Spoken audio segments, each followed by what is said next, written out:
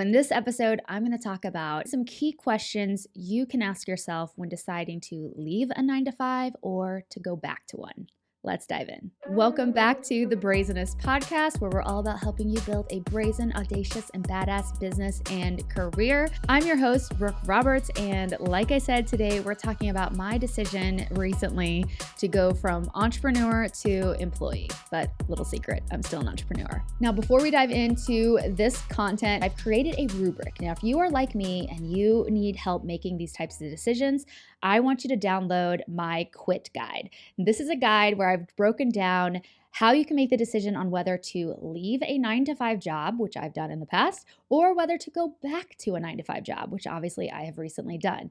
So if you want some help and guidance on making that decision, I made a little rubric. It's quick and dirty. It'll help you decide where you are in either of these decision-making processes. All right, let's go to the show. The questions you should ask yourself if you're deciding whether to either leave a 9 to 5 and go full-time into your business, or you're thinking about going back into a 9 to 5 after trying your hand at entrepreneurship for a while. So the first group, deciding on whether or not to leave a 9 to 5. Here are the 4 big questions I think you need to consider. The first is, do you have at least 6 months of runway? That means cash in the bank that can support you and your current lifestyle, meaning it can pay your rent and your student loan payment and your food bill and whatever bills you currently have. Could you support yourself if you were making zero money over the next 6 months? The second question is, do you have at least 3 months of consistent revenue from your business? So this is assuming that you've been side hustling a little bit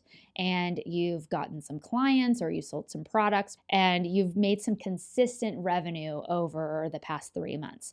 That revenue does not have to mean it's paying for your life yet, but I want it to be consistent and maybe an upward trend even. So did you sign 1 client, then 2, then 3? Did you sell 10 units and then 50 units and then 500 units, etc.? Are you seeing consistency in your revenue month over month? And is that happening for at least the last 3 months? The third thing is, do you know who your target audience or your target market is? This is really key. So if you want to start a business, I want to sell this product, et cetera, more importantly than the product, you need to know who you serve. Who is it that's going to buy your stuff, whatever that stuff might be? This is, I think, more important than knowing your niche. You need to know your target audience. You need to know your target audience. I have a very specific target audience for Brazenest. It's for people who want to build a career, who want to build a business. They also have an inclination for adventure and travel and want to live a life or have a career or business that allows them to travel and see the world and have cool explorations all over the globe. Those are my people. That's who I'm targeting. And so my messaging and my sales copy and my products even are all going to target that specific group of people, which is very different than somebody who wants to build a tech startup, right? That's a very different group of people, and it would be different messaging, different products, etc. So you need to know who your target audience is before you quit your 9 to 5 job. You need to know at a very granular level. Have you consistently implemented a growth strategy for at least 3 to 6 months? This could also be called your discovery strategy, but this is really important. Have you figured out a way to reach this target audience that you've identified? Do you know where they're hanging out? Do you know how you're going to get your product or your brand or your business in front of them? It could be on Instagram. It could be on TikTok. It could be a podcast. It could be a YouTube channel. I can't answer that for you, but it needs to be something. And if you don't know yet, I don't know how I'm going to find all these clients, then you are not ready to leave your 9 to 5. If you answered yes to most of these questions, you might be ready to leave your 9 to 5, but you don't have to. But I'm just saying you might be ready. If you answered mostly no to most of these questions, then I don't think you're quite ready. I actually created a download for this. It's called How to Know When to Quit, Leaving a 9 to 5 or Leaving Your Business. And I've made a little rubric for you. So let's get into if you're considering going back to a traditional 9 to 5 job, whether it's in an office, working remotely for someone else, etc. Let's say you're at a stage where you're like, maybe this sounds good. Kind of what Brooke describes sounds good. I like the idea of having that consistent income, or I like the idea of having an office to go to every day, or I miss dressing up for work. I don't know, whatever it is that might have piqued your interest, or if your business just isn't doing that thing for you anymore. Here are 5 questions to consider when deciding whether to go back to a 9 to 5. Has your business made consistent revenue over the past 3 to 6 months? Are you making any money? Do you still enjoy or want to build this particular business for this group of people? So like before, we talked about having your target audience, which is really important. Do you still want to serve that target audience?